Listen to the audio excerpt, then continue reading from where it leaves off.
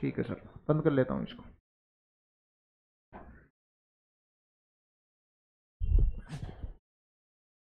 Hi students, my self के Yadav, team chemistry. आज अपन बच्चों जो बोर्ड के बच्चे हैं, जो क्लास 12th के बच्चे हैं, उनके एग्जाम में किस प्रकार के क्वेश्चंस आएंगे उनके बारे में अपन डिस्कस करते हैं। बच्चों का मकसद है कि सर आप हमको नीट कंपटीशंस के बारे में पढ़ा रहे हो लेकिन आप बोर्ड के ऊपर ध्यान नहीं दे रहे हो, तो आज अपन 1 बाय 1 चैप्टर करेंगे। और आपकी क्लास 12th में राजस्थान बोर्ड, आरबीएससी, सीबीएसई, उसमें बच्चों 10 चैप्टर दे रखे हैं। कितने? 10। तो आज अपन 1 बाय 1 चैप्टरों को सल्टा देंगे, ठीक है। 10 में से आज अपना एक चैप्टर है हेलो एल्केन और हेलो एरीन। इससे जितने भी इंपॉर्टेंट क्वेश्चंस है जो आपकी एग्जाम में बन सकते हैं, उनसे रिलेटेड सारे क्वेश्चंस मैं आपको देने की कोशिश करूंगा और वो बच्चों आपकी एग्जाम में डायरेक्ट क्वेश्चंस मिलेंगे। आप इनको मैच कर लेना। आपकी जैसे ही 2026 में बोर्ड की एग्जाम लगे या नीट की एग्जाम लगे, किसी भी जो साइंस से रिलेटेड जितनी भी भर्तियां होती है उनकी एग्जाम लगे, उनमें डायरेक्ट क्वेश्चंस आप चिपका लेना। 20 से 25 दिन के बाद में आप डायरेक्ट देखना और मैं ये क्लिप काट काट के भेजूंगा कि बच्चों ये क्वेश्चंस तो मैंने कराया था, ये तो आपके एग्जाम में डायरेक्ट आ गया है, तो अपने नोट्सों से था और मैंने लास्ट में महामेराथन क्लासों में भी कराया था। तो आज 10 में से एक चैप्टर अपन फिनिश कर रहे हैं, स्टार्टिंग से एंडिंग तक अच्छे से। बहुत आसान आसान चीजें मैं आपको बताऊंगा। पिछले कम से कम मैंने 15 सालों के पेपर एनालिसिस और एनसीईआरटी के पन्ने बदल बदल के सब चीजों को रिकॉल करके और फुल एनर्जी के साथ में मैं बच्चों को वो मूल मंत्र दे के जा रहा हूं जिसको आप बच्चे घूंट के पी जाना, ठीक है। हेलो एल्केन और हेलो एरीन्स काफी आसान चैप्टर है। कम से कम 5 से 6 क्वेश्चंस इस चैप्टर से आपके एग्जाम में पूछे जाते हैं। और किस प्रकार के क्वेश्चन एग्जाम में पूछे जाते हैं, आपको उतना ही पढ़ना है जितना आपके एग्जाम में आए। एक तो बच्चों संकरण अवस्था, हाइब्रिडाइजेशन स्टेट के बारे में अच्छे से पढ़ना है आपको। संकरण अवस्था क्या होती है? संकरण अवस्था हाइब्रिडाइजेशन स्टेट में सिग्मा प्लस लोन पेयर या सिग्मा बॉन्ड हाइब्रिडाइजेशन में पार्टिसिपेट करता है। पाई बॉन्ड कभी भी हाइब्रिडाइजेशन में पार्टिसिपेट नहीं करता क्योंकि वो एक प्रकार से वीक बॉन्ड होता है। और जो कमजोर बंदे होते हैं वो कभी भी अच्छे डिसीजन नहीं कर पाते और उनको डिसीजनों में भी नहीं बुलाया जाता। इसी कारण वैसे बुलाया तो जाता है, लेकिन बच्चों पाई बॉन्ड एक प्रकार से वीक बॉन्ड होता है कंपेयर टू सिग्मा बॉन्ड, तो उसको कभी भी अपन हाइब्रिडाइजेशन में पार्टिसिपेट नहीं करते। संकरण अवस्था हेलो एल्केन में जैसे ही कोई हेलोजन जिस कार्बन के साथ में जुड़ा होता है उस कार्बन की संकरण अवस्था हेलो एल्केन में तो sp3 होती है, और हेलो एरीन में हेलोजन जिस कार्बन के साथ में जुड़ा होता है उस कार्बन की संकरण अवस्था sp2 होती है। अच्छे से हाइब्रिडाइजेशंस के क्वेश्चंस एग्जाम में पूछ लिए जाते हैं। हाइब्रिडाइजेशंस को अच्छे से पढ़ना आप, ठीक है। ये क्वेश्चंस वेरी वेरी इंपॉर्टेंट है आपके एग्जाम में बच्चों। एलाइलिक हेलाइड किससे कहते हैं, इसकी डेफिनेशंस भी पूछ सकता है। एलाइलिक हेलाइड क्या होता है? कार्बन कार्बन डबल बॉन्ड, जैसे कार्बन कार्बन डबल बॉन्ड, उससे कोई sp3 कार्बन जुड़ा होता है, उससे फिर कोई हेलोजन समूह जुड़ा होता है, तो उसको एक प्रकार से एलाइलिक हेलाइड कहते हैं। एक होता है बेंजाइलिक हेलाइड। बेंजाइलिक हेलाइड बच्चों एक बेंजीन रिंग होती है। बेंजाइलिक हेलाइड में बेंजीन रिंग, उससे कोई sp3 कार्बन जुड़ा होता है, उससे कोई हेलोजन समूह जुड़ा होता है, तो उसको एक प्रकार से बेंजिलिक हेलाइड बोलते हैं।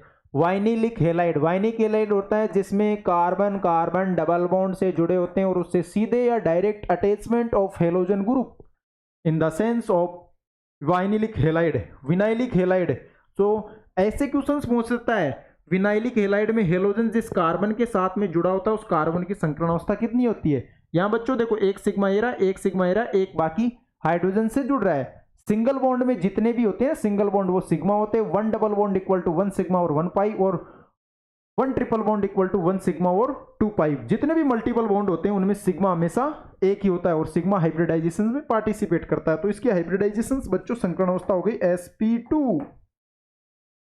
इसके बाद में आपको जेम डाइहेलाइड के बारे में अच्छे से पढ़ना है। एक ही कार्बन पे अगर 2 सेम हेलोजन समूह या ग्रुप अटैच होते हैं तो उसको एक प्रकार से जेम डाइहेलाइड कहते हैं, या इसको एथिलीडिन क्लोराइड के नाम से भी इस जानी मानी दुनिया में जाना जाता है। एक होता है विस डाइहेलाइड। विस डाइहेलाइड का मतलब होता है निकटवर्ती या एडजेसेंट, पास पास वाले कार्बन पे हेलोजन समूह का जुड़ना। विस डाइहेलाइड या इसको बोलते हैं एथिलीडिन डाई क्लोराइड, ठीक है। इसके बाद में बच्चों कार्बन और हेलोजन बॉन्ड में, कार्बन और हेलोजन बॉन्ड में जो बॉन्ड लेंथ होती है, कार्बन और हेलोजन बॉन्ड में जो बॉन्ड लेंथ होती है उसका आपको ऑर्डर पता होना चाहिए। कार्बन और हेलोजन में जो बॉन्ड लेंथ होती है उसमें आपको ऑर्डर पता होना चाहिए। मैं एक चीज बता देता हूं, पीरियोडिक टेबल में टॉप टू बॉटम जाने पे नंबर ऑफ सेल KLMN, ये कोषों की संख्या इंक्रीज होती है तो एक प्रकार से बच्चों साइज भी इंक्रीज होती है। जैसे ही साइज इंक्रीज होगी तो जो एटम्स अटैच होते हैं उनकी बंध लंबाइयां भी ज्यादा होगी। बंध लंबाई ज्यादा होगी तो उसमें एक प्रकार से जो नीचे वाले एलिमेंट होते हैं उनकी बॉन्ड लेंथ ज्यादा होती है। ये देखो, order of bond length, top to bottom जाने पे नंबर ऑफ साइज इंक्रीज होती है। साइज इंक्रीज होती है तो बॉन्ड लेंथ भी बच्चों इंक्रीज होती है। तो एक प्रकार से एल्किल आयोडाइड, आर एक प्रकार से एल्काइल ग्रुप होता है जिसमें नंबर ऑफ कार्बन को रखा जाता है, ठीक है। एल्काइल आयोडाइड की सबसे ज्यादा बॉन्ड लेंथ होती है, फिर ब्रोमीन की, फिर क्लोरीन की, फिर फ्लोरीन की। क्योंकि आयोडीन एक प्रकार से पीरियोडिक टेबल में सबसे नीचे होता है तो उसकी बच्चों एक प्रकार से बॉन्ड लेंथ मैक्सिमम होती है। तो सीधे एग्जाम में क्वेश्चन आ सकता है कार्बन हेलोजन का बॉन्ड लेंथ का ऑर्डर लिखिए, तो आप लिखना RI RBr RCl RF। ये देखो RI RBr RCl RF, ठीक है, ये क्वेश्चन इंपॉर्टेंट हो गया। इसके बाद में देखो कार्बन हेलोजन बंध, बॉन्ड डिसोसिएशन एनर्जी या एंथैल्पी। एंथैल्पी का मतलब होता है एनर्जी। आप जैसे छोटा बॉन्ड होता है उसको तोड़ने के लिए सबसे ज्यादा एनर्जी देनी पड़ती है। जितना छोटा बॉन्ड होता है ना उसको तोड़ने के लिए मैक्सिमम एनर्जी की रिक्वायरमेंट होती है। तो RF तो छोटा बॉन्ड है, इसको अपन इजीली में तोड़ नहीं सकते। RF हाइड्रोजन, वो कार्बन और फ्लोरीन इतने टाइट, इतने मजबूत, इतने स्ट्रॉन्ग बॉन्ड से जुड़े हैं कि बच्चों आप उसको तोड़ नहीं सकते। इसके लिए मैक्सिमम एनर्जी की रिक्वायरमेंट होती है। जो बॉन्ड लेंथ का ऑर्डर होता है उसका उल्टा होता है बॉन्ड डिसोसिएशन एनर्जी का ऑर्डर। तो RF का एक प्रकार से छोटी साइज के कारण ज्यादा ऊर्जा देनी पड़ती है, स्मॉल साइज के कारण मैक्सिमम एनर्जी इसको डोनेट करनी पड़ती है। तो RF की जो एक प्रकार से बॉन्ड डिसोसिएशन एनर्जी होती है वो ज्यादा होती है RCl RBr RI। Bond carbon halogen बंध, बॉन्ड डिसोसिएशन एनर्जी, बंध को तोड़ने के लिए ऊर्जा ज्यादा देनी पड़ती है। ये ऑर्डर अच्छे से आपको याद करना है। इसके बाद में बच्चों ये 2 क्वेश्चंस हो गए अपने। कितने क्वेश्चंस हो गए? 2 क्वेश्चंस हो गए। 2 क्वेश्चंस का अपन ने डिस्कस कर लिया, 2 क्वेश्चंस के अपन ने डिस्कस कर लिया, 2 क्वेश्चंस का अपन ने डिस्कस कर लिया, ठीक है। इसके बाद में नेक्स्ट क्वेश्चंस देखो बच्चों, बंध एंथैल्पी, कार्बन हेलोजन बंध एंथैल्पी, ये तो मैंने समझा ही दिया कि किस बॉन्ड को तोड़ना डिफिकल्ट होता है। RF एक प्रकार से स्मॉल बॉन्ड होता है, RF एक प्रकार से स्मॉल बॉन्ड होता है, तो इस बॉन्ड को अपन ब्रेक डाउन इजीली में नहीं कर सकते।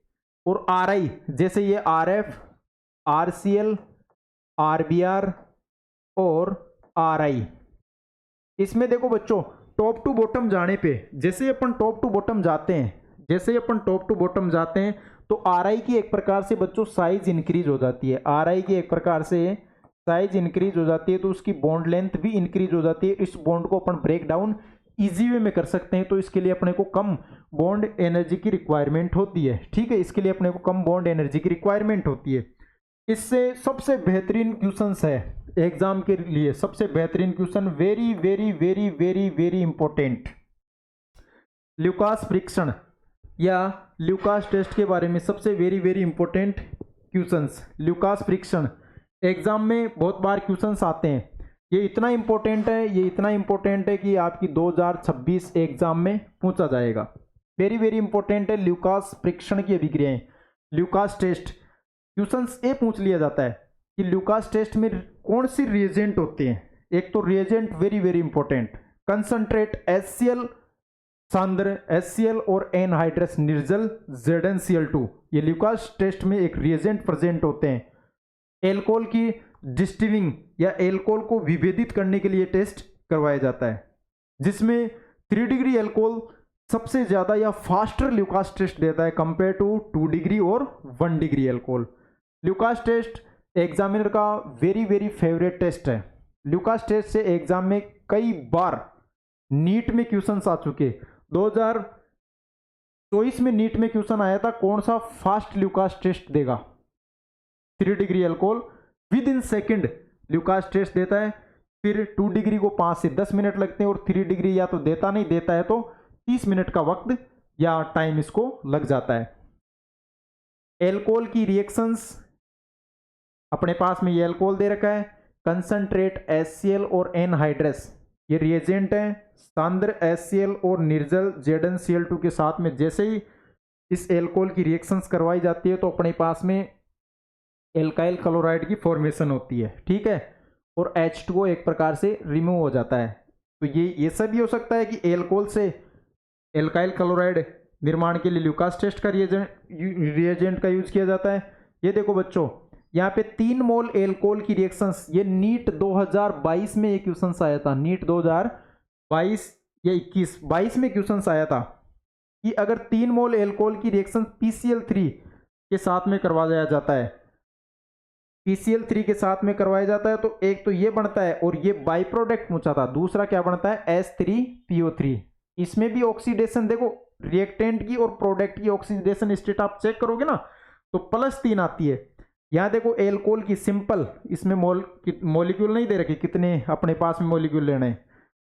एल्कोहल की रिएक्शन PCl5 के साथ में करवाते हैं तो RCl, एक तो एल्काइल क्लोराइड बनता है, एक POCl3 प्लस HCl बनता है, ठीक है। इसके बाद में बच्चों एक very very very important reactions होती है डार्जन अभिक्रिया। डार्जन अभिक्रिया से मैं यूं कहूं तो डार्जन अभिक्रिया से भी एग्जामों में बहुत बार क्वेश्चंस आ चुके। डार्जन अभिक्रिया क्यों फेमस है, ये एल्कोहल से एल्किल क्लोराइड बनाने के लिए क्यों ही फेमस है डार्जन अभिक्रिया। ये सारे मेथड एल्कोहल से एल्किल हैलाइड या एल्किल क्लोराइड बनाने के मेथड है, ये सारे ही मेथड एल्कोहल से एल्किल क्लोराइड बनाने के मेथड है, लेकिन इनमें सबसे फेमस डार्जन अभिक्रिया है। डार्जन अभिक्रिया इतनी फेमस है, इतनी फेमस है कि इसकी तो क्या ही तारीफ करनी। डार्जन अभिक्रिया कहती है कि मैं एल्कोहल की रिएक्शन जब थायोनिल क्लोराइड के साथ में करवाती हूँ, डार्जन अभिक्रिया कहती है, क्या कहती है डार्जन अभिक्रिया कहती है, ये कहती है इस एल्कोहल को कि मैं थायोनिल क्लोराइड के साथ में तेरी रिएक्शन करवाती हूँ। थायोनिल क्लोराइड के साथ में जैसे ही, थायोनिल क्लोराइड क्या होता है, एग्जाम में ये से भी क्वेश्चन पूछ लेता है, निम्नलिखित में से कौन सा थायोनिल क्लोराइड है, which one of the present in thionyl chloride, SOCl2, इसको थायोनिल क्लोराइड कहते हैं। डार्जन अभिक्रिया बोलती है, क्या बोलती है कि मैं एल्कोहल की रिएक्शन जब थायोनिल क्लोराइड के साथ में डार्जन अभिक्रिया बोलती है कि मैं एल्कोहल की रिएक्शन थायोनिल क्लोराइड के साथ में इस पिरिडीन की प्रेजेंस में करवाती हूं तो मेरे पास में एल्किल क्लोराइड और SO2 गैस बार, HCl हाइड्रोजन क्लोराइड गैस बार, तो ये तो गैसीय फॉर्म में धोखा दे गए ना, बीच रास्ते में गैसीय गैस बन के उड़ गए, धोखा मिल गया मुझे, गैसीय फॉर्म में धोखा मिल गया, ठीक है।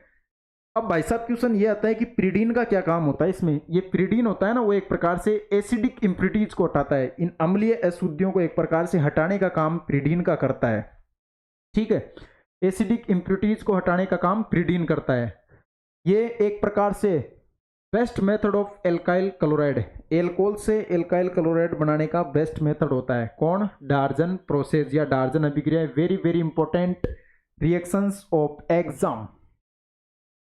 डार्जन अभिक्रिया इतनी इंपॉर्टेंट है, इतनी इंपॉर्टेंट है कि इससे एग्जाम में क्वेश्चंस आने की संभावना रहती है। डार्जन अभिक्रिया वेरी वेरी इंपॉर्टेंट।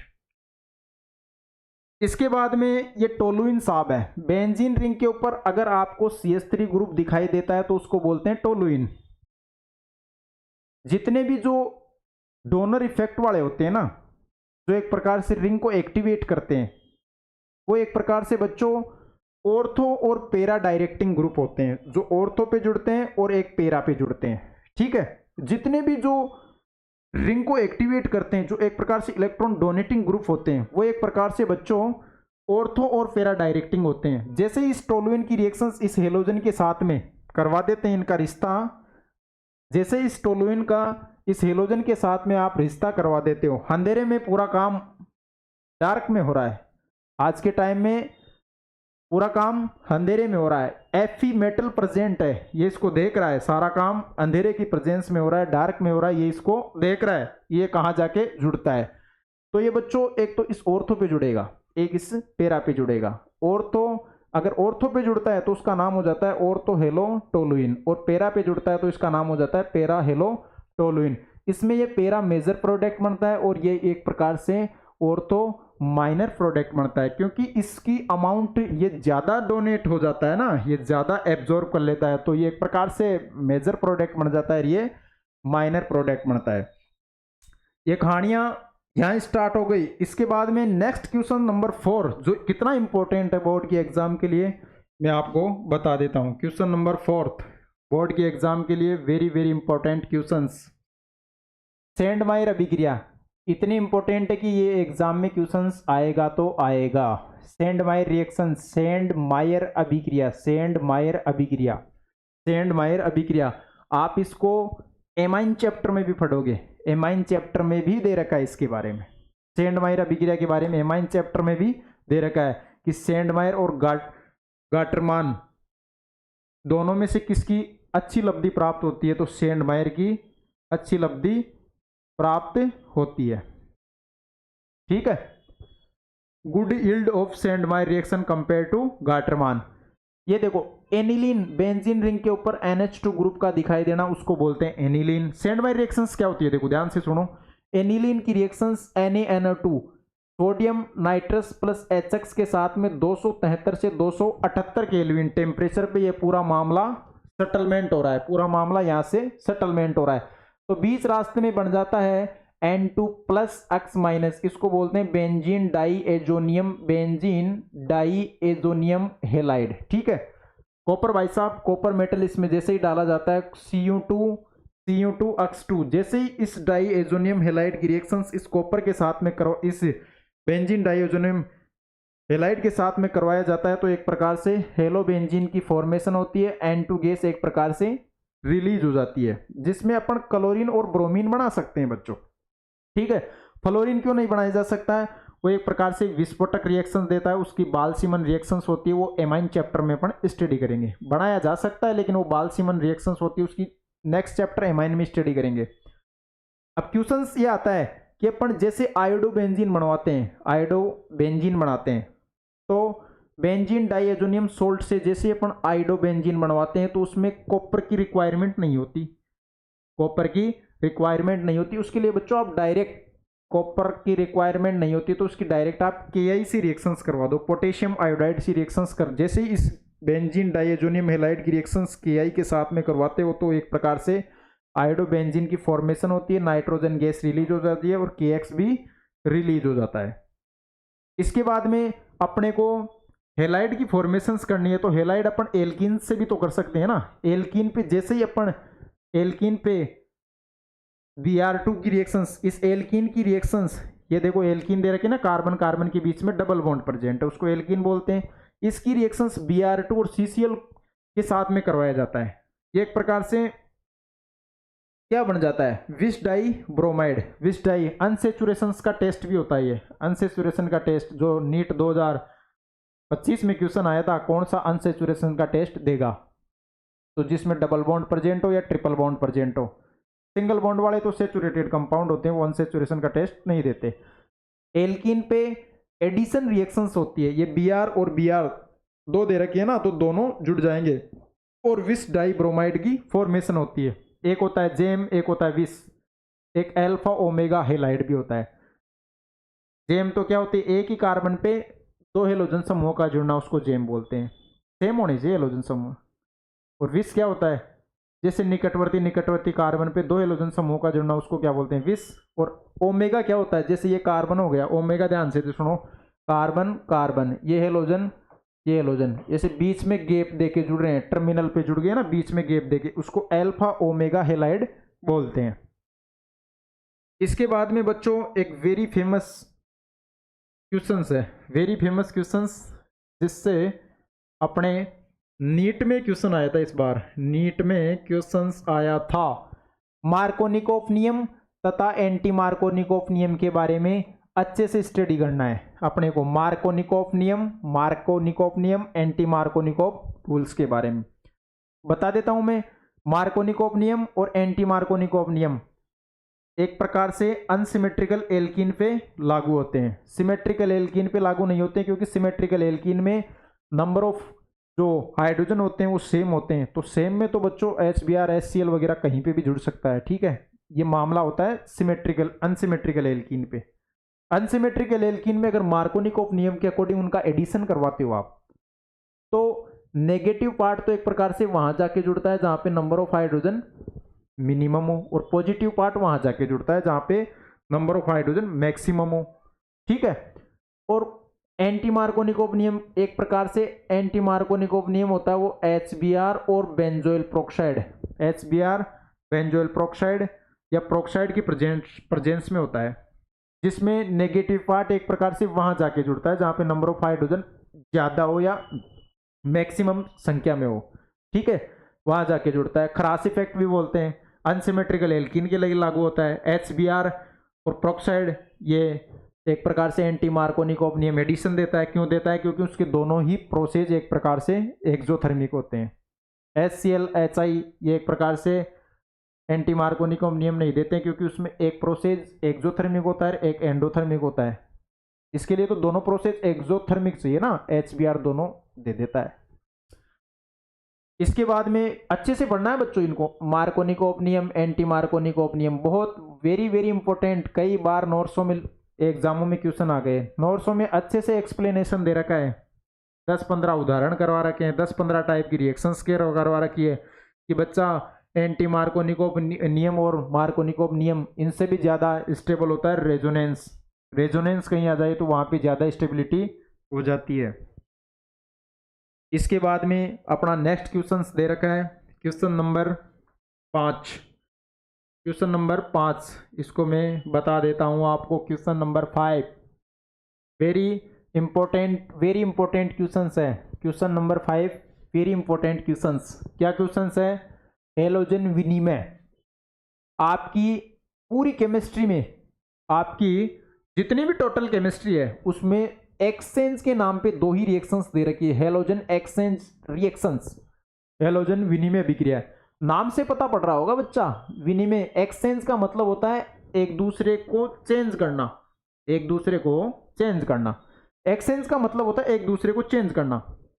अगर एल्किल, जैसे एल्किल क्लोराइड की रिएक्शंस मैंने सोडियम आयोडाइड से करवा दिया, इसको बोलते हैं फिंकल स्टेन अभिक्रिया। Very very important reactions, Finkel stand अभिक्रिया वेरी वेरी इंपॉर्टेंट रिएक्शंस होती है। तो ये क्लोरीन एक प्रकार से सोडियम के साथ में एक्सचेंज हो जाता है और Ri प्लस NaCl रिमूव हो जाता है, यानी आयोडाइड बनाने की, एल्किल आयोडाइड बनाने की ये रिएक्शंस होती है फिंकल स्टेन अभिक्रिया। एक तो इसकी परिभाषा पूछ लेता है, एक इसमें रिएजेंट पूछ लेता है कौन सा होता है, और इसे एक इसमें क्या बनता है ये पूछ लेता है, और ये किसकी अभिक्रिया है ये पूछ लेता है। इसके बाद में स्वार्ट्स अभिक्रिया दे रखी है। ये तो इतनी इंपॉर्टेंट है कि आपकी एग्जाम में आएगा तो आएगा। स्वार्ट्स अभिक्रिया very very important reactions. Swarts अभिक्रिया में बच्चों ये एक प्रकार से एल्काइल फ्लोराइड बनाने का मेथड है। जैसे मैंने RCl की रिएक्शंस एक प्रकार से किसके साथ में करवा दी, AgF सिल्वर फ्लोराइड मेटल के साथ में करवा दिया, तो एक प्रकार से RF एल्किल फ्लोराइड बन गया और AgCl रिमूव हो गया। इसमें एक प्रकार से एल्किल क्लोराइड की जैसे एक्सचेंज हो रहे हैं ना, एक्सचेंज हो गए। यहाँ देखो क्लोरीन पहले यहाँ कार्बन के साथ में जुड़ रहा था, अब किसी मेटल के साथ में जुड़ गया। तो जैसे ही स्वार्ट्स अभिक्रिया में क्वेश्चंस क्या आता है कि एल्किल क्लोराइड की रिएक्शंस अगर AgF सिल्वर फ्लोराइड और mercury fluoride Hg2F2 COF2 cobalt fluoride और एंटी, ये सब एंटीमनी फ्लोराइड, ये रिएजेंट होते हैं, 4 रिएजेंट होते हैं। अच्छे से याद करना, क्वेश्चंस ऐसा भी पूछ लेता है स्वार्ट्स अभिक्रिया में कितने रिएजेंट होते हैं, क्या क्या फॉर्मूला होता है उनका। AgF हो गया silver fluoride, mercury fluoride, cobalt fluoride, antimony fluoride, याद कर लेना। और इसमें एक प्रकार से ये फ्लोराइड बनाने का मेथड है, AgCl रिमूव हो गया, ठीक है। एक्सचेंज होते हैं इसमें, दोनों बच्चों एक्सचेंज होते हैं। इसमें जो हेलाइड होते हैं ना, हेलोजन विनिमय, नाम से पता पड़ रहा है कि इसमें ये एक्सचेंज की रिएक्शंस होती है, और इसमें दोनों जो ग्रुप होते हैं वो एक प्रकार से एक्सचेंज होते हैं। गरीब कभी अमीर बनता है, अमीर कभी गरीब बनता है, गरीब कभी अमीर बनता है और अमीर कभी गरीब बनता है। ये इसी का किस्सा है, ये इसी के किस्से के बेस पे ये कहानियां सुनाई जाती है कि गरीब का समय कभी चेंज होगा तो अमीर बन जाएगा, अमीर का समय कभी चेंज होगा तो गरीब पे बन जाएगा। अगर साइंस इस बात को प्रूव करती है तो वो केमिस्ट्री करती है, जिसमें फिंकलस्टेन अभिक्रिया और श्वार्ट्ज अभिक्रिया यही बता रही है कि पहले तू इसके साथ में जुड़ रहा था तो तू अमीर था, ठीक है, और तेरा भाई कोई गरीब ज्यादा मेहनत कर लिया तो वो इसके साथ में आज राज करने लग गया, इससे संपर्क हो गया, इससे इसकी दोस्ती हो गई, तो वो एक प्रकार से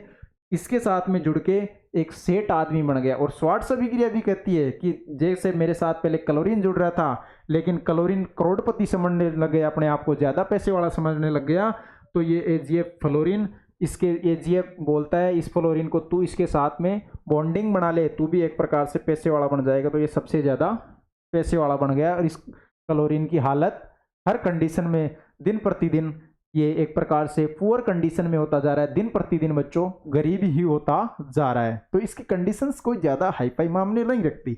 ये गरीबी अमीरी का किस्सा इन्हीं दो रिएक्शंस पे आधारित है। मेरे अकॉर्डिंग ये गरीबी अमीरी का किस्सा इसी दो रिएक्शंस पे आधारित है। इसके बाद में अपना नेक्स्ट देखो एल्किल हेलाइड। ये देखो एल्किल हेलाइड का बॉइलिंग पॉइंट, एल्किल हेलाइड का क्वथनांक बिंदु, very very important topic. Exam में बहुत बार एग्जामों में क्वेश्चन आ गए, चाहे वो नीट हो चाहे बोर्ड हो। ये एक प्रकार से एल्किल हेलाइड का बॉइलिंग पॉइंट का ऑर्डर क्या होता है? Order of boiling point in alkyl halide, order of boiling point in alkyl halide, BP. BP का बॉइलिंग पॉइंट का ऑर्डर देखो बच्चों, बॉइलिंग पॉइंट क्वथनांक बिंदु वेरी वेरी इंपॉर्टेंट कर लो, ये एग्जाम में आएगा। बॉयल करना, गर्म करना, किसी को जलाना है ना, बॉयल करना है। अगर अपने को किसी को जलाना है, बॉयल करना है, तो उसके लिए कंडीशन चेक करो आप। उसका बॉइलिंग पॉइंट डायरेक्टली प्रोपोर्शनल होता है, सीधे समानुपाती अणुभार के। और अणुभार अगर सेम आ गया तो देख लो बच्चों ब्रांच के, ब्रांच जैसे ही शाखा बढ़ता है, शाखा या ब्रांच इंक्रीज होती है तो उसका पृष्ठीय क्षेत्रफल कम हो जाता है, सरफेस एरिया कम हो जाएगा, तो उसका बॉइलिंग पॉइंट इंक्रीज हो जाएगा। शाखा इंक्रीज होगी होने के कारण पृष्ठीय क्षेत्रफल कम हो जाता है, सरफेस एरिया कम हो जाता है, जिसके कारण वांडर वाल आकर्षण कम होता है, तो बॉइलिंग पॉइंट एक प्रकार से इंक्रीज हो जाता है, डिक्रीज हो जाता है, बॉइलिंग पॉइंट कम हो जाता है, बॉइलिंग पॉइंट कम हो जाता है। ठीक है, यहाँ देखो इस क्वेश्चंस को आप अच्छे से समझना, क्वथनांक की क्वेश्चंस को आप अच्छे से समझना, बॉइलिंग पॉइंट की क्वेश्चंस को आप अच्छे से समझना। यहाँ 4 कार्बन जुड़ रहे हैं बच्चों, 1 2 3 4, सभी में 4 जुड़ रहे हैं, ठीक है, और एक ब्रोमीन जुड़ रहा है। मोलिकुलर वेट या अणुभार तो सबका सेम है। यहाँ देखो हाइड्रोकार्बन जितने भी जुड़ रहे हैं ना, ये हाइड्रोकार्बन, इसमें जो मोलिकुलर वेट होता है, जो अणुभार होता है, वो सभी का सेम है, इसमें भी सेम है, इसमें भी सेम है, सभी का मोलिकुलर वेट सेम। तो इसमें एक ब्रांच जुड़ रही है, 1 शाखा जुड़ रही है, तो इसका बॉइलिंग पॉइंट कम हो जाएगा। इसमें 2 शाखा जुड़ रही है, 2 शाखा जुड़ रही है, तो इसका सरफेस एरिया कम होगा, तो वांडरवाल अट्रैक्शंस कम हो जाएगा, तो बॉइलिंग पॉइंट भी कम हो जाएगा। तो इसका नॉर्मल का सबसे ज्यादा हो गया, फिर ये एक ब्रांच की वजह से ये इसका बॉइलिंग पॉइंट रिड्यूस हो गया। यहाँ 2 ब्रांचें निकल रही है, 2 शाखा निकल रही है, तो और भी ज्यादा कम हो गया। बॉइलिंग पॉइंट अणुभार के सीधे समानुपाती होती है। बॉइलिंग पॉइंट मोलिकुलर वेट के directly proportional. The boiling point definitions लिखो, the boiling point directly proportional to molecular weight and molecular weight are same, molecular weight are same, तो depend your branching, the branching increase, तो branching increase and reduce of boiling point due to van der Waals attractions force is minimum। ठीक है, ये लिख लिया। इसके बाद में बॉइलिंग पॉइंट RI, जो आयोडीन होता है उसका मोलिकुलर मास या अणुभार या परमाणु क्रमांक एटॉमिक नंबर वो ज्यादा होता है कंपेयर टू फ्लोरीन, क्लोरीन और ब्रोमीन का। तो एक प्रकार से RI, ये सीधे याद करना, ये आपकी एग्जाम के लिए वेरी वेरी इंपॉर्टेंट क्वेश्चन है। RI का बॉइलिंग पॉइंट सबसे ज्यादा होता है, फिर RBr का, फिर RCl का, फिर RF का। ये क्वेश्चंस अच्छे से आपको स्टडी करना है। बॉइलिंग पॉइंट RI का सबसे ज्यादा, फिर RBr, फिर RCl, फिर RF।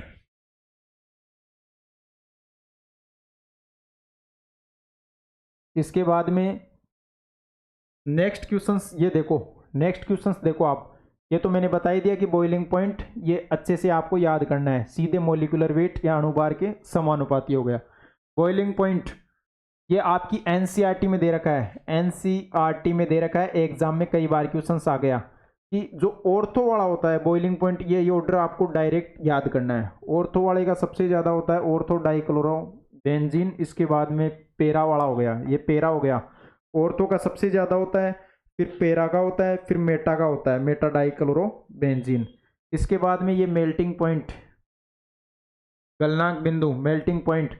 मेल्टिंग पॉइंट एक प्रकार से बच्चों सिमेट्री के बेस पे देखा जाता है, मेल्टिंग पॉइंट एक प्रकार से सिमेट्री के बेस पे देखा जाता है। जो पेरा होता है, पेरा डाइक्लोरो बेंजीन होता है, उसमें सिमेट्री या सममिति पाई जाती है, जिसके कारण इसको अपन 2 इक्वल पार्ट्स में कट कर सकते हैं, 2 इक्वल पार्ट्स में इनको काटा जा सकता है। तो इसकी सिमेट्री सबसे ज़्यादा, तो इसका मेल्टिंग पॉइंट भी सबसे ज़्यादा। फिर ऑर्थो का हो गया। और एक चीज़ याद रखना, पेरा मेटा का दोनों ही केस में, मेटा का ना तो बॉइलिंग पॉइंट ज़्यादा है और ना ही मेल्टिंग पॉइंट ज़्यादा है, दोनों ही इनकी चीज़ें कम है। इसके बाद में नेक्स्ट क्वेश्चंस की अपन स्टडी करते हैं। ये अच्छे से बॉइलिंग पॉइंट के क्वेश्चंस अच्छे से आपको पढ़ना है। बॉइलिंग पॉइंट के क्वेश्चंस एग्जाम के फेवरेट होते हैं एग्जामिनर के, तो एग्जामिनर इन क्वेश्चंस को कर लेता है। इसके बाद में नेक्स्ट क्वेश्चंस देखो आप, इसके बाद में next questions number 6, question number 6, question number 6 very very important questions हैं, वेरी वेरी इंपॉर्टेंट क्वेश्चन है। ये केसीएन वाला क्वेश्चन तो नीट में भी आया था। केसीएन एक प्रकार से आयोनिक नेचर का होता है। जैसे इसका सोडियम मरकरी और एथेनॉल के साथ में मेंडियस रिडक्शंस करवाते हैं तो ये साइनाइड का सिंपल रिडक्शंस हो जाता है, वो 1 डिग्री अमाइन में कन्वर्ट हो जाता है। ये आयोनिक नेचर का होता है, जिसमें CN जुड़ता है और इसमें NC जुड़ता है, ये कोवलेंट नेचर का होता है। के बारे में पढ़ना है, study of KCN and AgCN अच्छे से पढ़ना है। NCERT के इंटेक्स में इनकी खानियां लिख रखी है, उन खानियों को आपको अच्छे से समझना है। SN1 और SN2 very very important reactions of given chapter. SN1 और SN2 इस चैप्टर की एक प्रकार से आत्मा है। SN1 और SN2 इस चैप्टर की आत्मा है। SN1 और SN2 इस चैप्टर की वेरी वेरी इंपॉर्टेंट टॉपिक है। SN1 और SN2 के बारे में आपको अच्छे से पढ़ना है। Study of SN1 and SN2 क्या क्या पढ़ना है इसमें, देखो सबसे पहले अपने को क्या क्या पढ़ना है, हेलाइड का ऑर्डर पढ़ना है। सबसे पहले तो आपको हेलाइड का ऑर्डर पूछ सकता है, चाहे वो SN1 हो और SN2 हो, दोनों ही केस में हेलाइड का ऑर्डर होता है। RI की सबसे ज़्यादा रिएक्टिविटी होती है, फिर RBr की होती है, फिर एक प्रकार से RCl की होती है, फिर RF की होती है। SN1 और SN2 में अगर आपको हेलाइड की रिएक्टिविटी ऑर्डर पूछे, SN1 और SN2 में आपको हेलाइड की रिएक्टिविटी ऑर्डर पूछे तो RI की सबसे ज़्यादा होती है, फिर RBr की, फिर RCl की, फिर RF की। इसमें इंटरमीडिएट के बारे में पूछ ले, SN1 में तो कार्बोकेटाइन इंटरमीडिएट बनता है जिसमें 3 डिग्री सबसे ज़्यादा, फिर 2 डिग्री, फिर 1 डिग्री। और एक प्रकार से SN1 स्टेरिक इंड्रेंस के डायरेक्टली प्रोपोर्शनल होता है। क्वेश्चंस भी आया है 2023 या 24 में ऐसे क्वेश्चंस आया था कि कौन सा सबसे फास्ट SN1 देगा, तो उसमें दे रखा है कि 3 डिग्री कार्बोकेटाइन वाला सबसे ज़्यादा फास्ट SN1 रिएक्शंस देगा और रेजोनेंस एक प्रकार से स्टेबिलिटी को इंक्रीज करता है। SN2 में इन्वर्जन, SN2 में एक प्रकार से ट्रांजिशन स्टेट बनती है और इन्वर्जन एक प्रकार से ये SN1 में, SN2 में ट्रांजिशन स्टेट बनती है और उसमें 1 डिग्री, 2 डिग्री, 3 डिग्री ये ऑर्डर होता है। कौन रिएक्शन शो करता है ये आपको पता होना चाहिए, विच कैन शो रिएक्शंस और क्या क्रम होता है, ये सब चीज़ें आपको लिखा रखा है। कम से कम अपने 1.5 घंटे का लेक्चर करते हैं, उसमें 4-5 दिन तो SN1 और SN2 की कहानियाँ ही आपको सुनाते हैं, 3-4 दिन या 5-7 दिन, 3-4 दिन SN1 और SN2 की कहानियाँ ही सुनाते हैं और इन्हीं से रिलेटेड क्वेश्चंस एग्जामों में पूछे जाते हैं।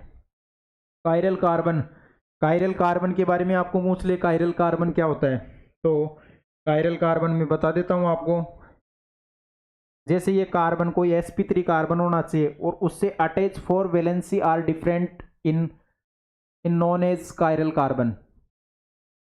sp3 carbon attach in 4 valency are different non as sp chiral carbon. ये देखो एक sp3 कार्बन होना चाहिए, 4 सिग्मा हो गए ना, 4 सिग्मा के हिसाब से sp3 कार्बन, ठीक है। और उस कार्बन से जुड़ी हुई जो चारों वैलेंसी है, या ए जुड़ रहा है या बी जुड़ रहा है या डी जुड़ रहा है या ई जुड़ रहा है, चारों वैलेंसी अगर डिफरेंट है तो वो एक प्रकार से कायरल कार्बन होता है। और कायरल कार्बन ऑप्टिकल आइसोमेरिज्म का पार्ट होता है, और ऑप्टिकल आइसोमेरिज्म एक प्रकार से स्टीरियो आइसोमेरिज्म का पार्ट होता है। तो ये कायरल कार्बन हो गया, ठीक है। इसके बाद में धारण, रिटेंशन क्या होता है, रिटेंशन के और इन्वर्जन, ये तो SN1 में दर्शाता है ना, इन्वर्जन प्रतिलोमन SN1 में दर्शाता है, रिटेंशन धारण इसके बारे में आपको अच्छे से पढ़ना है। ये SN1 में होता है 50-50%, 50-50% में इनका योगदान या पार्टिसिपेट होता है।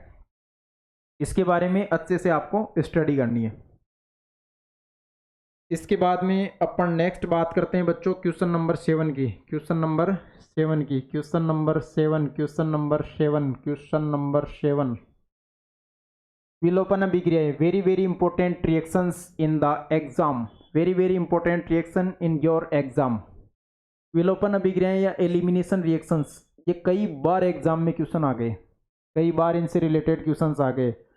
एक बार नीट 2020 में क्वेश्चन पूछा था कि कौन सा मेजर प्रोडक्ट बनेगा, तो उसमें 2 ऑप्शन दे रखे थे, एलिमिनेशन करा रखा था उसमें, है ना, और उसमें पूछा था कौन सा मेजर प्रोडक्ट बनेगा, तो सेजेप मेजर बनता है, क्योंकि उसमें एक प्रकार से नंबर ऑफ अल्फा हाइड्रोजन भी ज़्यादा होते हैं, और लेफ्ट और राइट साइड में एल्काइल ग्रुप भी नंबर में ज़्यादा जुड़े होते हैं। हाफमान प्रोडक्ट एक प्रकार से माइनर प्रोडक्ट बनता है, ठीक है। बीटा एलिमिनेशंस के बारे में पढ़ना है, सेजेप प्रोडक्ट के बारे में पढ़ना है, और हाफमान प्रोडक्ट के बारे में पढ़ना है। सेजेप में से 20 में बना देना, और हाफमान में बच्चों इसे एक ही साइड में बना देना, ठीक है। आप ब्रोमीन को जैसे ही आप एक प्रकार से आप हटाते हो ना, उसमें से गिवन स्ट्रक्चर में से ब्रोमीन को हटाते हैं तो 2 प्रोडक्ट बनेंगे। एनसीईआरटी में लिख रखा है, बाकायदा उनको अच्छे से पढ़ना है। जिसमें अगर बीच में कहीं आ जाता है, बीच में डबल बॉन्ड आ जाता है, और उसकी लेफ्ट साइड राइट साइड में नंबर ऑफ कार्बन ब्रांचेज जुड़ी होती है, अटैच होती है, तो वो एक प्रकार से सेजेप होता है। सेजेप एक प्रकार से मेजर प्रोडक्ट होता है हाफमान की कंपेयर में। हाफमान के बारे में पढ़ना है। ग्रिग्नार्ड रिएजेंट, गिरनियर अभिक्रमक, ग्रिग्नार्ड रिएजेंट, गिरनियर अभिक्रमक, ठीक है।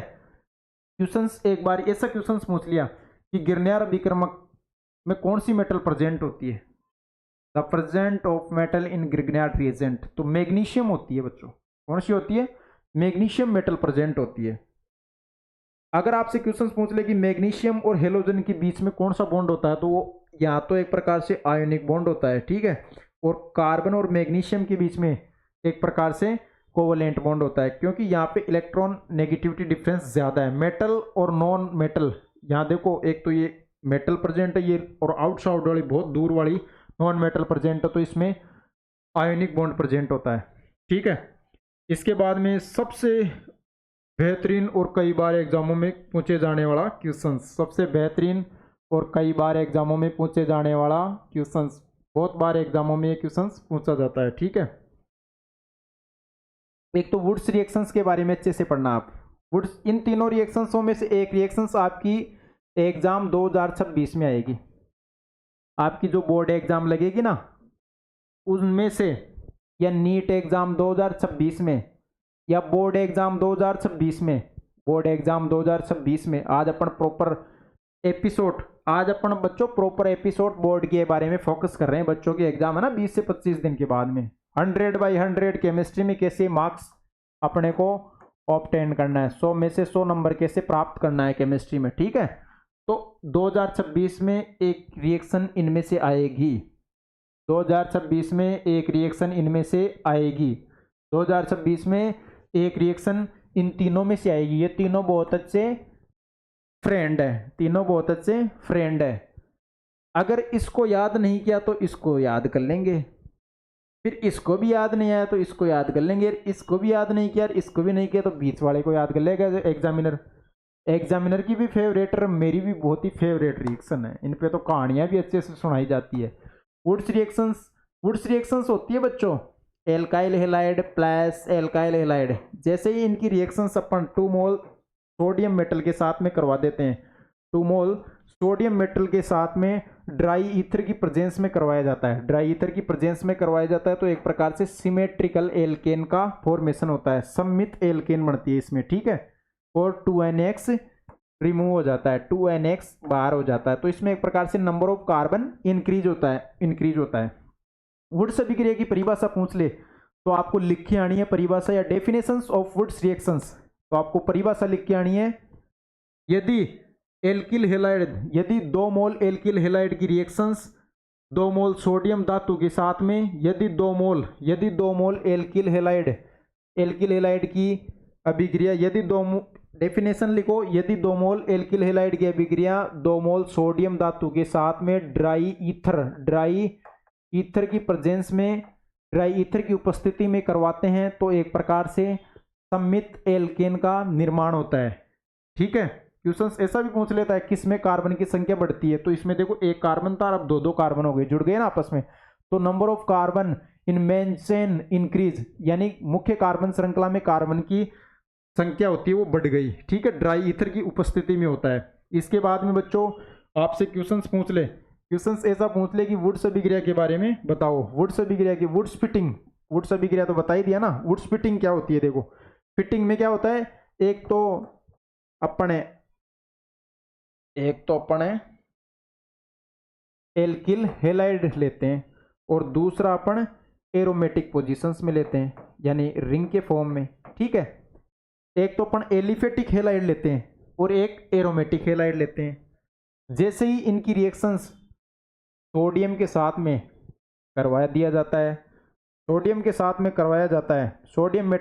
में करवाया जाता है, तो ये यहाँ से ड्राई ईथर, वही अपनी ड्राई ईथर लिया जाएगा, ड्राई ईथर लेते हैं, तो ये एक प्रकार से यहाँ से ये पूरा मामला रिलीज हो जाता है, यानी 2NaX, ये बार बच गया, ये रिंग बच गई, एक तो रिंग बच गई और ये R बच गया। R को अपन ऐसे मिथाइल के रूप में भी तो लिख सकते हैं। तो ये एक प्रकार से टोलुइन की फॉर्मेशन हो गई। बेंजीन रिंग के ऊपर CH3 ग्रुप का दिखाई देना, उसको टोलुइन बोलते हैं। तो आपकी परिभाषा क्या हो जाएगी, वुड्स फिटिंग अभिक्रिया की परिभाषा क्या हो जाएगी, वुड्स फिटिंग अभिक्रिया की परिभाषा, यदि एल्किल हैलाइड की अभिक्रिया, यदि एलिफेटिक एल्किल हैलाइड की अभिक्रिया एरोमेटिक हैलाइड के साथ में सोडियम धातु के साथ में ड्राई ईथर की उपस्थिति में करवाते हैं, तो एक प्रकार से टोलुइन का निर्माण होता है। ठीक है, या एक प्रकार से एरिल, ये समझ गए, मिथाइल एक प्रकार से। इसके बाद में नेक्स्ट बच्चों देखो, नेक्स्ट रिएक्शंस दे रखी है आपकी फिटिंग अभिक्रिया में तो क्या होता है, 2 बेंजीन रिंग होती है, वो आपस में फिटिंग कर लेती है। ये जैसे ये बेंजीन रिंग हो गई, इसको क्या बोलते हैं, एरोमेटिक हैलाइड। ठीक है, इनकी रिएक्शंस जैसे ही अपन 2 मोल सोडियम के साथ में करवाते हैं, तो ये एक प्रकार से इसको यहाँ से हटा देता है, वही ड्राई ईथर की प्रेजेंस में, तो ये एक प्रकार से बच्चों अपने बन जाता है बाइफिनाइल प्रोडक्ट बन गए इसमें। ठीक है, अगर 2 बेंजीन रिंग आपस में जुड़ जाती है, अटैच हो जाती है 2 बेंजीन रिंग, तो उसको बोलते हैं डाइफिनाइल। ठीक है, ये एग्जाम के दृष्टिकोण से वेरी वेरी इंपॉर्टेंट रिएक्शंस है।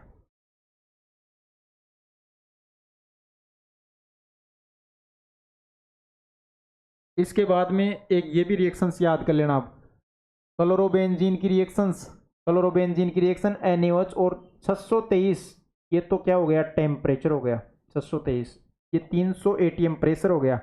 जैसे इस क्लोरोबेंजीन की रिएक्शंस NaOH और 623 300 ATM के साथ में करवाते हैं, तो फिनोल की फॉर्मेशन हो जाती है, इसको डाउस प्रोसेस बोलते हैं। ठीक है, एक होता है फ्रीडेल क्राफ्ट अभिक्रिया में 2 होता है, एक फ्रीडेल क्राफ्ट एल्काइलेशन, एक एसाइलेशन।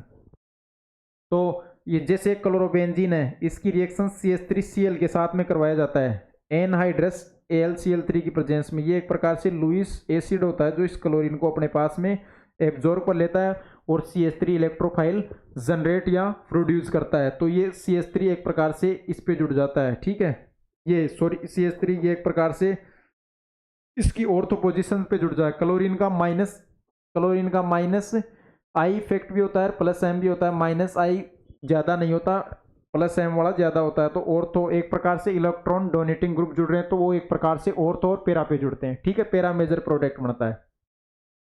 इसके बाद में बच्चों ये चैप्टर कंप्लीट हो गया। इसके बाद में एक लास्ट क्वेश्चन और बच रहा है इस चैप्टर का, एक लास्ट वेरी इंपॉर्टेंट क्वेश्चन है, तुम्हारे लिए मेहनत करके बनाया हुआ पेपर है, तुम्हारे लिए मेहनत करके बनाया हुआ पेपर है।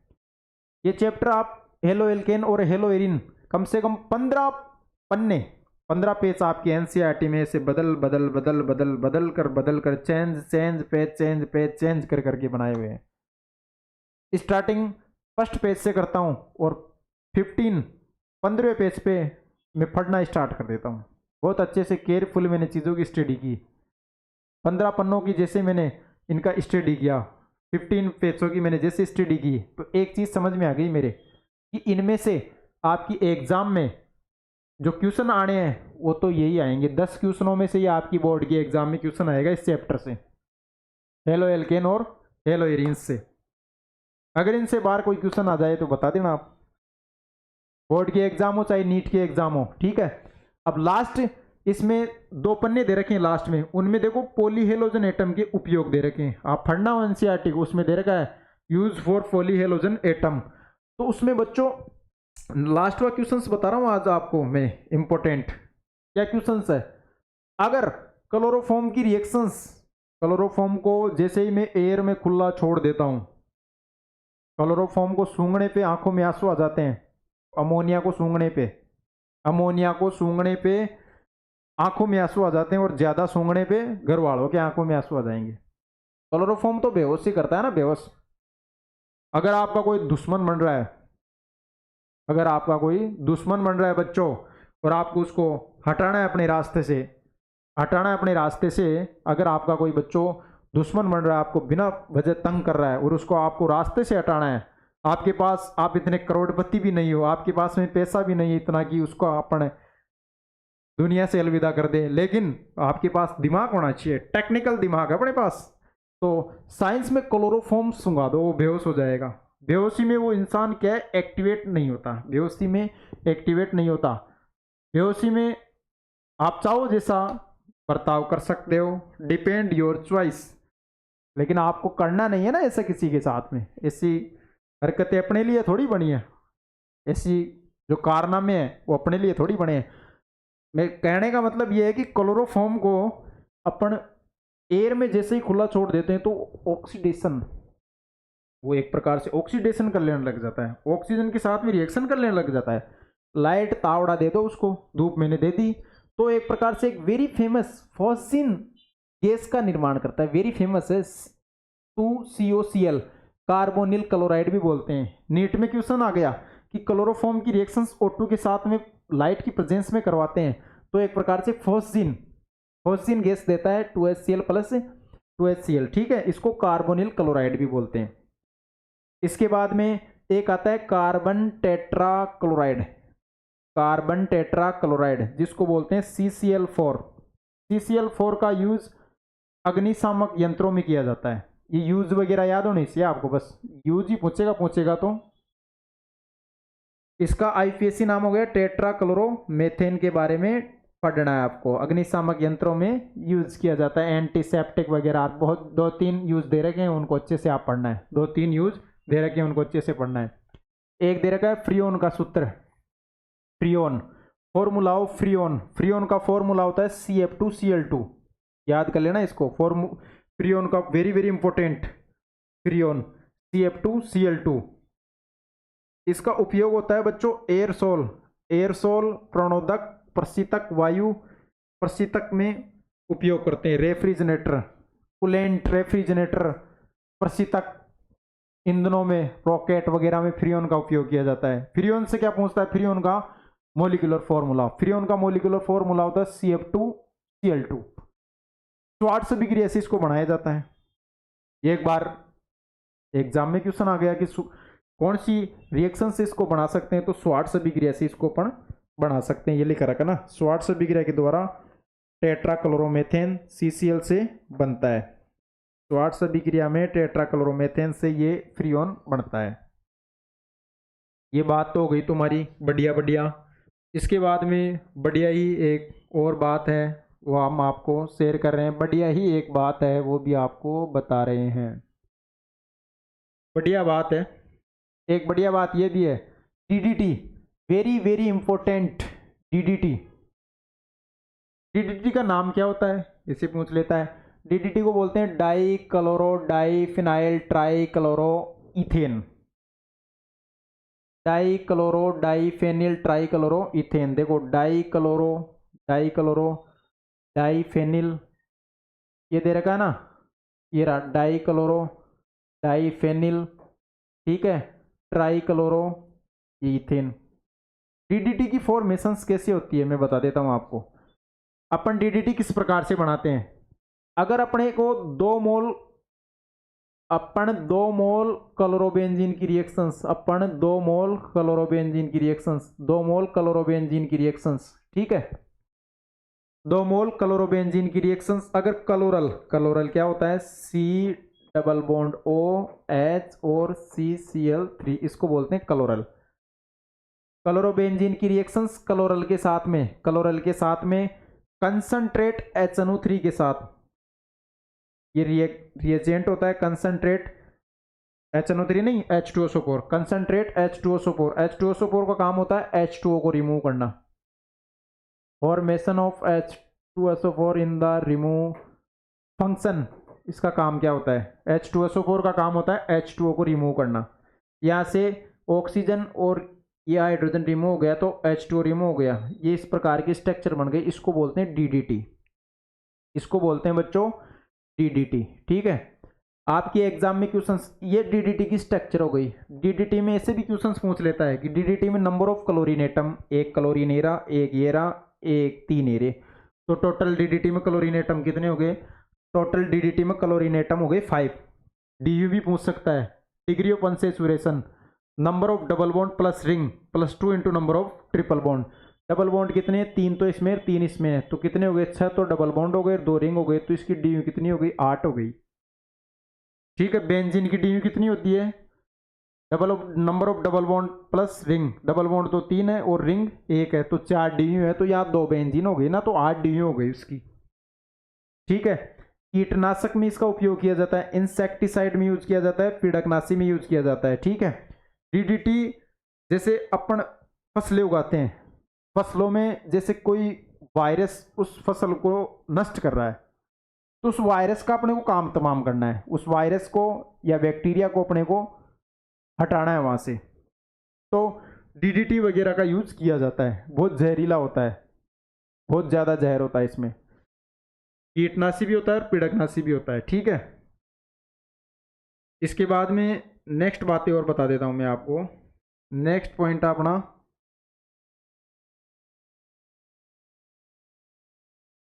बस इतने ही क्वेश्चन है आपके।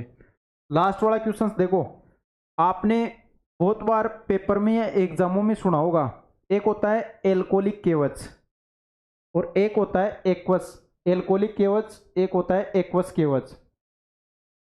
एल्कोलिक केवच के बारे में आपने ज्यादा सुना होगा, पोटेशियम हाइड्रोक्साइड। एक्वस जलीय केवच के बारे में थोड़ा कम सुना होगा, ठीक है।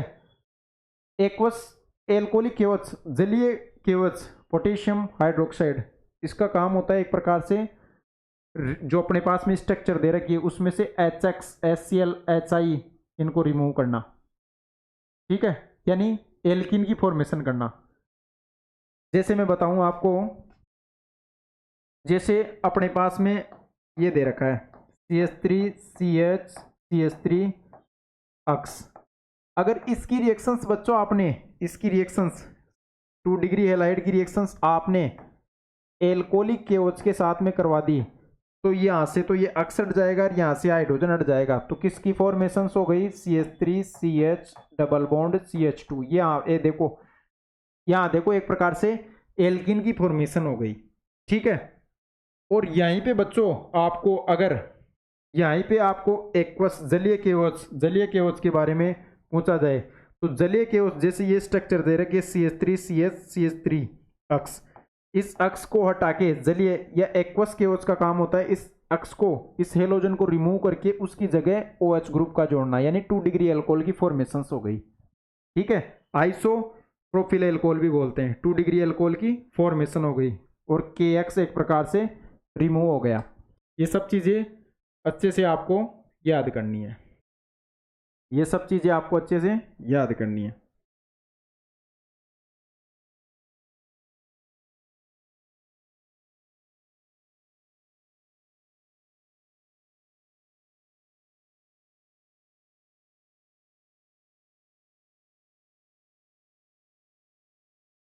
ये सब चीज़ें आपको अच्छे से याद करनी है, ठीक है बच्चों।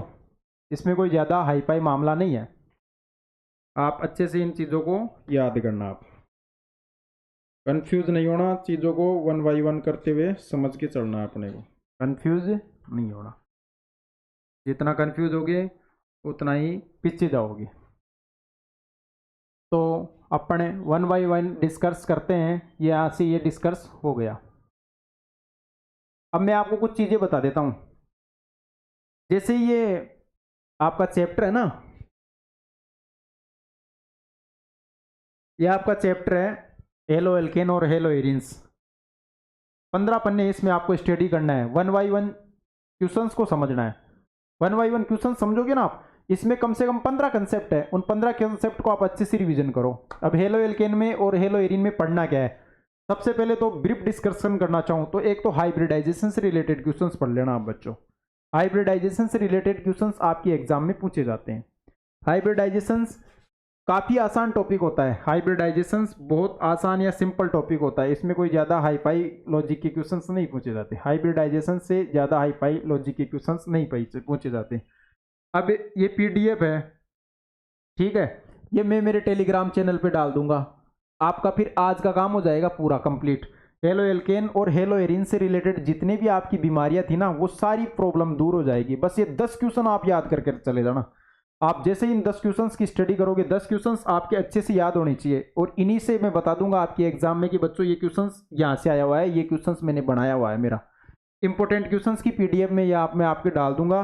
हेलो एल्केन और hello Erin chapter very very important chapter है, ये पीडीएफ मैं आपको अपने टेलीग्राम चैनल पे डाल दूंगा, वहां से आप इसको डाउनलोड कर लेना। 10 क्वेश्चंस है हेलो एल्केन और हेलो एरिन के, 10 क्वेश्चंस है, वेरी वेरी इंपॉर्टेंट क्वेश्चंस है। अब बच्चों हाइब्रिडाइजेशंस में आप कंफ्यूज मत हो जाना, हाइब्रिडाइजेशंस कई बच्चों के समझ में नहीं आता। हाइब्रिडाइजेशन स्टेट में बता देता हूँ, हाइब्रिडाइजेशन स्टेट, हाइब्रिडाइजेशन स्टेट के बारे में मैं आपको बता देता हूँ, ठीक है। एक बार रुको आप,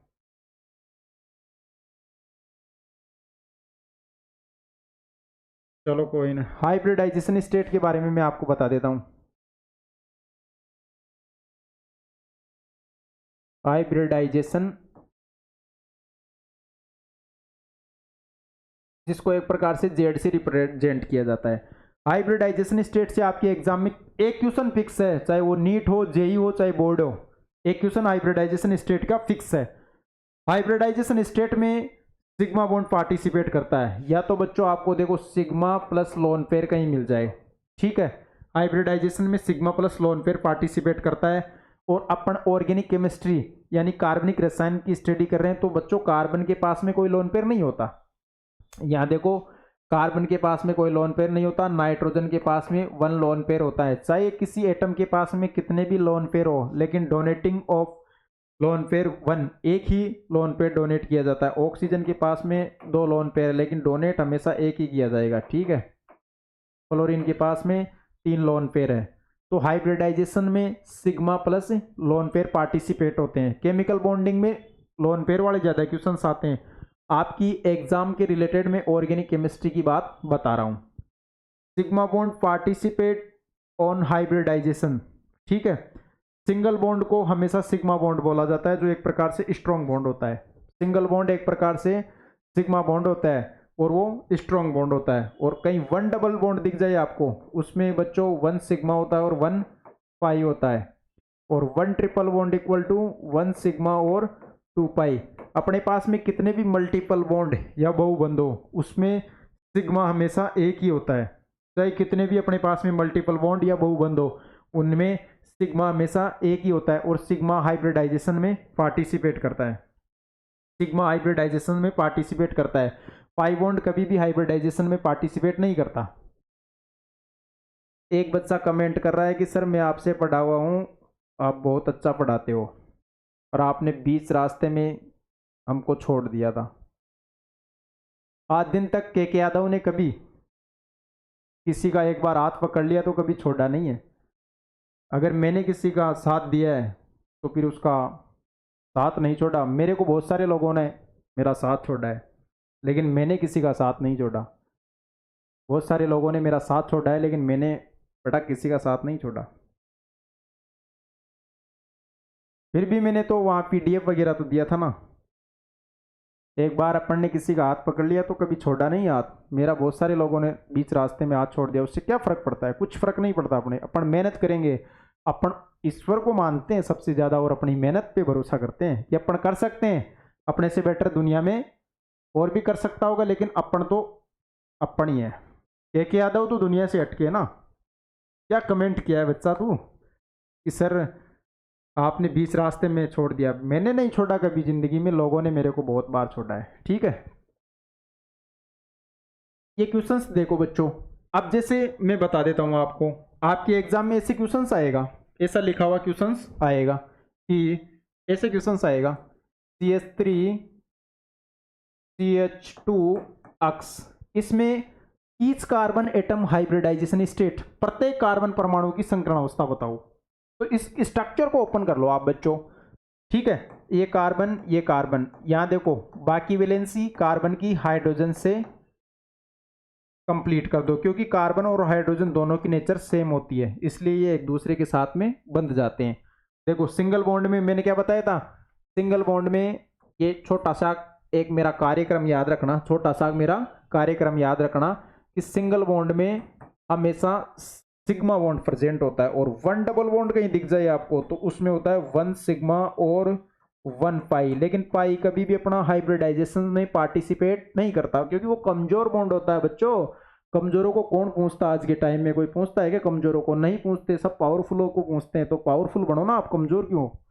इसके बाद में ट्रिपल बॉन्ड देखो, तो 1 सिग्मा और ट्रिपल बॉन्ड में 1 सिग्मा और 2 पाई होता है, लेकिन पाई कभी भी हाइब्रिडाइजेशन में पार्टिसिपेट नहीं करता। इसमें ये सिग्मा, ये सिग्मा, ये सिग्मा, ये सिग्मा, तो टोटल कितने सिग्मा हो गए? 4 सिग्मा। अगर 4 सिग्मा आ जाते हैं तो उसका हाइब्रिडाइजेशन होता है sp3, और 3 सिग्मा या 3 सिग्मा आ जाते हैं तो उसका हाइब्रिडाइजेशन होता है sp2, और 2 सिग्मा या 2 सिग्मा आ जाते हैं तो उसका हाइब्रिडाइजेशन होता है sp। ये भी याद रखना। तो इस कार्बन की हाइब्रिडाइजेशन कितनी हो गई 4 सिग्मा के हिसाब से? sp3। या एक चीज ये भी याद रखना कि कार्बन कार्बन के बीच में अगर सिंगल बॉन्ड प्रेजेंट होता है, कार्बन कार्बन के बीच में यदि एक कलबंध उपस्थित होता है, तो उसमें जो कार्बन होते हैं उनकी हाइब्रिडाइजेशन स्टेट या संकरण अवस्था sp3 होती है, उसको एल्केन बोलते हैं। और कार्बन कार्बन के बीच में यदि डबल बॉन्ड प्रेजेंट होता है उसको एल्कीन बोलते हैं। उसकी हाइब्रिडाइजेशन में, उसमें प्रत्येक कार्बन परमाणु की हाइब्रिडाइजेशन स्टेट sp2 होती है, और ट्रिपल बॉन्ड का ही प्रेजेंट होता है उसको एल्काइन बोलते हैं, उसकी sp होती है। यहाँ देखो ये इसका भी है, इसका भी है, 1 सिग्मा, 2 सिग्मा, 3 सिग्मा, 4 सिग्मा, तो इसमें 4 सिग्मा के हिसाब से हाइब्रिडाइजेशन हो गई sp3। ठीक है, इसके बाद में आपकी एक स्ट्रक्चर ये भी पूछ सकता है CH3 CH double bond CH2, इसमें प्रत्येक कार्बन परमाणु की each carbon atom hybridization state of given structure, each carbon atom hybridization state of given structure. इसमें देखो बच्चों 4 सिग्मा है, 3 तो हाइड्रोजन के साथ में बना रखा है, एक सिंगल बॉन्ड से, तो 4 सिग्मा के हिसाब से हाइब्रिडाइजेशन हो गई sp3। या कार्बन कार्बन के बीच में कहीं सिंगल बॉन्ड प्रेजेंट हो, between carbon carbon single bond present in hybridization sp3। यहाँ देखो एक तो सिंगल बॉन्ड हाइड्रोजन से बना रखा है, एक यहाँ बना रखा है ये डबल बॉन्ड, तो 3 सिग्मा के हिसाब से हाइब्रिडाइजेशन हो गई sp2। यहाँ भी बच्चों 3 सिग्मा के हिसाब से हाइब्रिडाइजेशन हो गई sp2। ठीक है, यानी ये एक प्रकार से एल्कीन हो गया। कार्बन कार्बन के बीच में अगर डबल बॉन्ड प्रेजेंट होता है उसको एल्कीन बोलते हैं, और कार्बन कार्बन के बीच में डबल बॉन्ड वाला मामला आ जाता है तो उसमें हाइब्रिडाइजेशन sp2 हो जाती है, क्योंकि वहाँ पे नंबर ऑफ सिग्मा बॉन्ड होते हैं वो एक प्रकार से 3 होते हैं। कहीं आपको ऐसा भी लिखा हुआ मिल जाए ना C ट्रिपल बॉन्ड C, ठीक है, C triple bond C,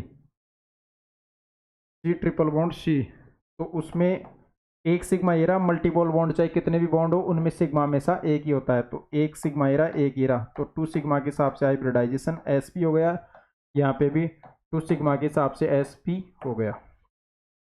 hybridisation very simple point of exam और वेरी ही सिंपल कैलकुलेशन होती है हाइब्रिडाइजेशन की। हाइब्रिडाइजेशन में कोई ज़्यादा हाईफाई मामला नहीं है, हाइब्रिडाइजेशन से रिलेटेड प्रॉब्लम आप सोल्व करो।